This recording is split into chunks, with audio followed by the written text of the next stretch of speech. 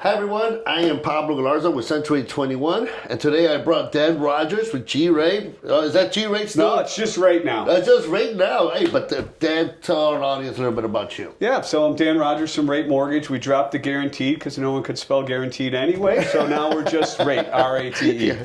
Anyway, I've been in the mortgage industry, it's 39 years, so getting close to a big You look like you're milestone. 43. I don't understand that. I started when I was 10. It's those marathons that you're doing, right? All kinds of crazy stuff I do. Yeah. So, but it's great to get together and talk about things that it's always a little confusion on and good topics. But I always talk about bringing in the whales, right? You're number 2, I think, in the state. Is that correct? Yeah. And then you run a couple of marathons. I do all kinds of crazy endurance stuff. Love it. From a loan perspective, I'm very proud of my team and I. I mean, we were number 1 in the state for bond loans through the state of Illinois, and then also from a volume aspect, from units closed, because unfortunately my dollar sizes aren't as big as the North Shore. Welcome to the club, right? Up there I'm at the top. I'm the same way. So I know when we first started, you were touching base with us a lot. And then I started watching your emails and your reports on the rates. And I was telling you, I love watching it because it's so educational. Okay. But there was a couple of things that I didn't get that I actually had to investigate a little bit on. And I kind of wanted you to share that with us today, Sure. right? You talk a lot about the bonds, the 10-year bonds, and the correlation with the rate. So when a client asks me, Pablo, are the rates going to go up or down? You address that in your email. It's like, hey, the rates are not going to move because the bonds are either moving or not moving. I'd like for you to explain that to us today, like if I was a 2-year, like a bond for dummies, right? Yep. Tell me, what do you see in the bonds that lets you understand what the rates are going to do? All right, so, when there's the 10-year Treasury is an instrument issued by our government, the Treasury Department. Right. Okay? So the Treasury issues all kinds of different size notes from 3-month notes, bills, they call them, all the way up to the 10-year, which is the longest term, a bond/note they offer. Okay? So the government issuing these treasuries is part of the monetary policy. How they raise money to subsidize and to provide money for the programs and the various things we do to operate this country, pay the bills, Is basically. that like the safe investment kind of deal where it's guaranteed so much? So if you feel risky, go in here, this is not that much risk kind of deal? You got it. And that's the number one reason the U.S. notes bonds are the most secure or most reliable instrument on the planet. Okay? And not only can you can go buy a 10-year bond, a 3-year note, 5-year. You can buy these as a consumer. And I highly advise it. We buy the max every year of the 10-year. It pays a guaranteed return. That return is better than most instruments out there. And then from the mortgage aspect of things, right? So if you've got this mother of all instruments that is the most secure out there, which is the U.S. Treasury debt, which is the bonds and the notes. Never got negative. All right. Nope. Never got negative. The only way that you wouldn't get paid your interest is if our country filed its bankruptcy on itself. Okay, so let's hope that never happens, right? Yeah. Gotta happen that. So, the big thing is always mortgages, right? How do they follow? I heard that the 10-year is what they follow and that they kind of run together, and they do somewhat, right? But not like lock, stock, and barrel. If the Treasury Department says we're going to issue, $100 million of 10-year notes, and there's an auction to bid these notes. Investors like ourselves or life insurance companies, other countries, brokerage houses go in and they buy up these bonds. These notes, the treasuries. All right.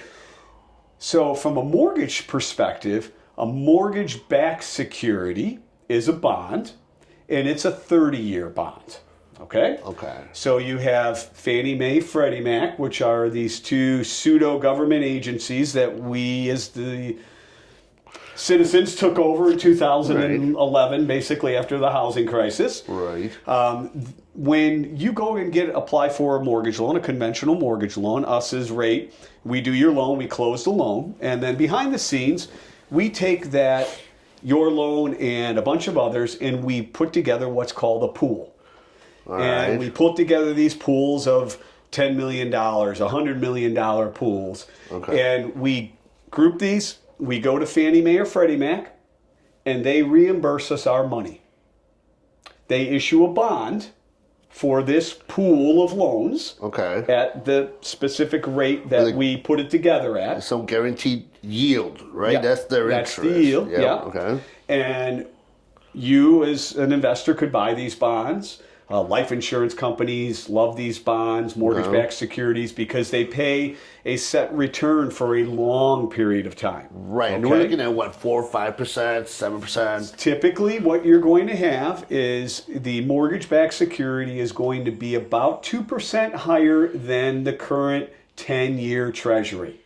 Well, why is it about 2% higher? Risk.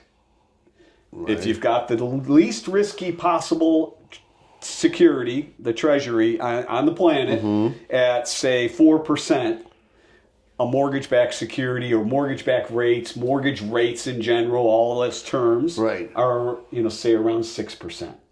Okay, because that's a lot more risky. Because you, as the consumer, if you want to go buy one of these mortgage-backed securities, know there is some risk of default. Because built into that bond are all those people making their mortgage payments. Right. Some of them could go into default. So when the market crashed in 2007, we saw that. We definitely saw, there was defaults going on.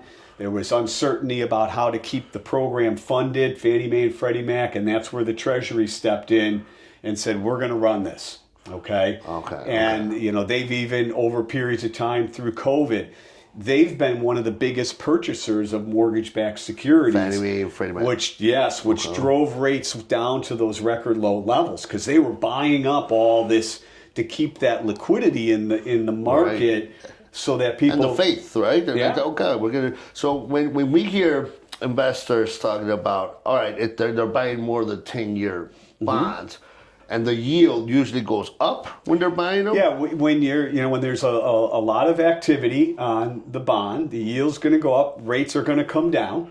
So so that's my confusion. Okay. So investors that usually invest in real estate, they'll say, well, I want to secure more money, guaranteed my money, right? So normally they'll go buy more bonds to secure, like it's an easier, safest way to save it. I thought they usually will do that when the market was iffy and they felt that it was going to go in the wrong direction. Okay, so then you just led me right into what's called a flight to quality.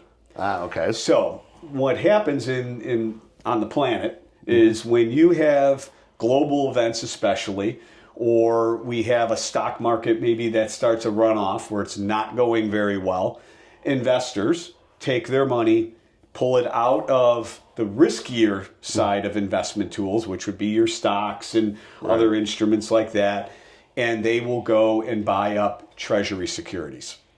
The safest security on the planet again. That makes sense. Okay? So that's called a flight to quality because it's the most quality investment you can buy. It doesn't pay as much, let's say, as a bond issued by, let's say, Chase, right? Because, again, there's risk in that bond because that's a privately held company that could go into financial hardship. Okay, gotcha. Or a mortgage-backed security. Or they could lose same money thing. on something. That's right. Right. Okay. So investors when in many instances, when a war or something, unrest happens around the world, there's a lot of flight to quality. Which means now you get all these people buying bonds, which brings the rate down. Rates start to come down. The interest rates for our mortgage. So when you say, I kind of quote you on it, I want your email. Like, hey, so what we're seeing the bonds do right now, it's showing us that the rates are not going to come down. Correct. So when you saw what was happening with the bonds, when you were able to say the rates are not moving because the bonds were doing.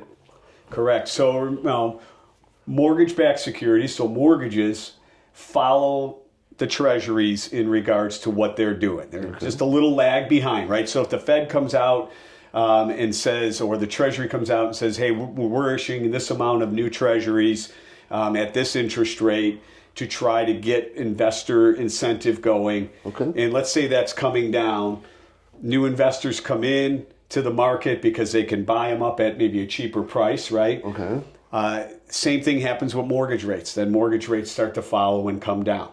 So when the Fed starts to say, hey, listen, part of what affects or erodes the value of your rate of return on an investment is inflation, right? So if my treasury is going to pay me 5%, but inflation's at 3%, my net is 2%. So you gotta compensate for the inflation rate. So what happens is as the Fed is trying to bring inflation down, when the inflation comes down, they're in a position where they can lower what's called the Fed funds rate, because you'll still have investor incentives to come in and buy this. Now, the biggest thing that's, I think, the most confusing thing, Pablo, is that the Fed funds rate. What is the Fed funds rate? It is just the rate that a bank can go to the Fed and borrow money from, or banks lend each other money At that to rate. and from. Okay. That's the Fed funds rate. The Fed funds rate goes into determining, in many cases, what the prime rate is. Okay. And then usually 2 or 3 points. You got it. There's a margin, because they need to That's make the way a they profit. make money. Yeah, that's the way they make their money. Just like, there's a margin above inflation for these bonds, right?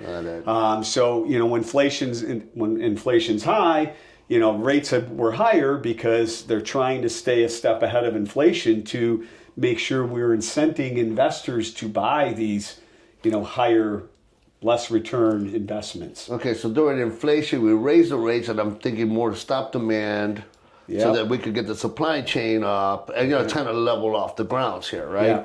So, and then, not to interrupt, I'm sorry, but No. I just going back to it, 'cause it does get confusing. Yes, and it I'm does. hearing it, and there's so much more involved. So I don't want to go into the economics and all that. I want to get more into a question comes from our client says, hey, how do you know what the rate's going to do, Pablo? What the rate's going to do this year? And I look at the bonds, and I see the bonds, and I say, oh, well, the 10-year bond yield went up. What does that signify for the rate? When you think about bonds or treasury securities, right? These things are bought and sold by traders, bond traders. The indication of what they're paying for is 30, 60, 90 days out on where they think rates are going to be. Okay? So, when you go and you buy, let's say you look at where rates are, that's a predictor of where things are going to be down the road. And what happens is it's not so much about the Fed not cutting rates, the Fed funds rate. That part of what the Fed's doing is part of the monetary policy for the country. Right? Trying to either slow the economy down when we've got a lot of inflation. Right. Trying to bring that down.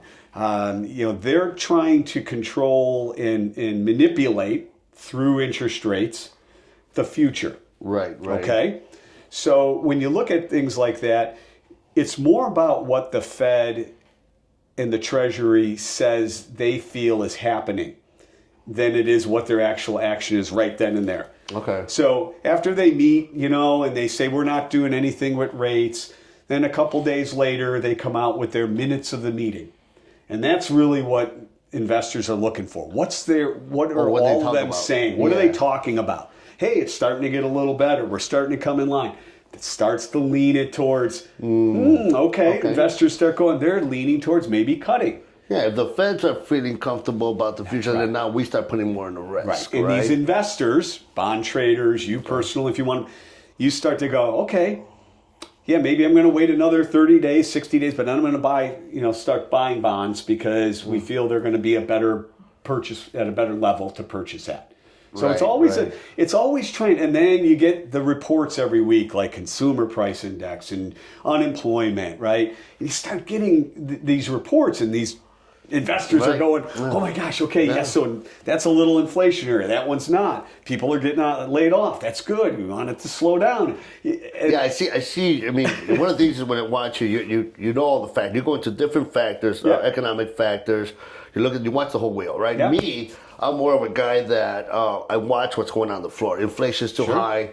I don't see how they're going to drop the rate. Demand's too high. We need a supply chain to come back up. We have no houses. How are you going to lower the rate when there's not enough houses already, right? So once we got to get the supply up so that we can find equilibrium. And when we're not going to always get perfect equilibrium, I mean, we're going to watch the floor and see what's happening here. So that's my signs of, hey, I don't see the rate going anywhere. And I'm not going to go to 4%. Hopefully it doesn't go there because that means we're in trouble again. But I'm definitely seeing 6% now. I guess it goes to the last question for you. Where do you see the rate going in the next couple months? So in the next couple months, I think we're going to be right in this level, which is give or take the 7% threshold, right? Okay. Depending on the program and all the factors. You could use COVID as a perfect example of how the monetary policy or the Fed can control or stimulate an economy, right? They artificially brought rates down that low to try to keep it going. Yeah, right. So you can see how that works. We were locked up in the house for 2 months. Something was going to give. Exactly. So there is a lot of control there, and it's it is definitely reading into where I think that we're 6 months away from maybe that first Fed cut of the year. The markets right now are kind of saying, hey, I think there's going to be 2 possible cuts, maybe a total of 0.3%. But a little here, a little there, right? Just to kind of soften the touch a little bit, and people get a little bit. So when they start seeing that the sales go down, they'll lower the rate a little bit, get them up back up. And so we've been watching that happen the last year. There's not a lot of motivation for them to cut rates. The people are spending money like crazy, right?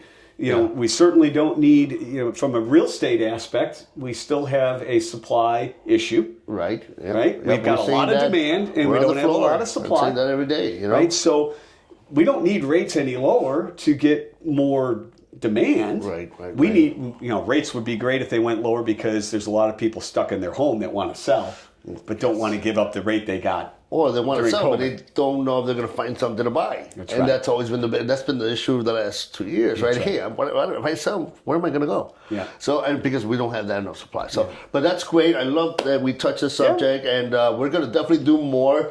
We want people to comment below. Let us know what you'd like to see on our next podcast. We got one coming up next month, hopefully. I'm gonna get you in here more often and talk about different things that I think are important for our customers or even our clients or even our agents or friends to know. So thanks again for coming out, Dan. I appreciate it, and I look forward to our next one. Sounds great. All right, my man. Thank you very much. Thank you. Appreciate that.